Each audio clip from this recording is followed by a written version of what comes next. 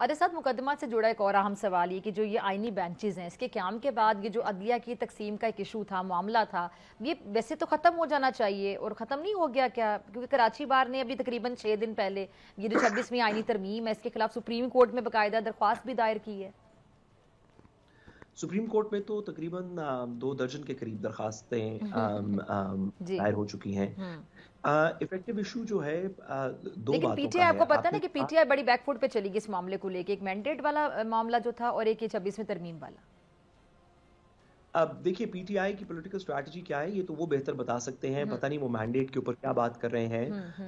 اور مینڈیٹ بھی ان کی ایک پولیٹیکل سیاسی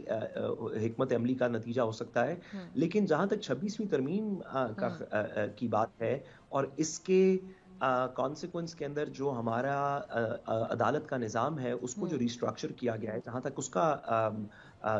اس کی بات ہے تو اس سے کوئی فرق نہیں پڑتا کہ کوئی سیاسی جماعت اس کو کس طرح دیکھتی ہے۔ پاکستان کے طول و عرض میں جتنے وکلا حضرات ہیں،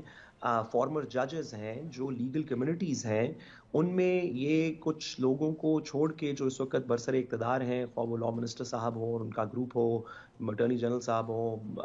احسن بھون صاحب ہوں، کچھ ایک گروپ کو جو اس وقت کی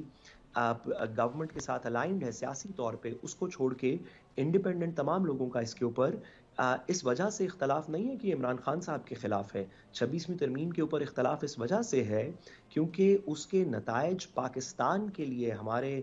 نظام عدل کے لیے، ہمارے بنیادی حقوق کے تحفظ کے لیے اتنے خراب ہیں کہ یہ تمام پاکستانیوں کے لیے یہ کنسرن ہے، یہ کوئی سیاسی مسئلہ نہیں۔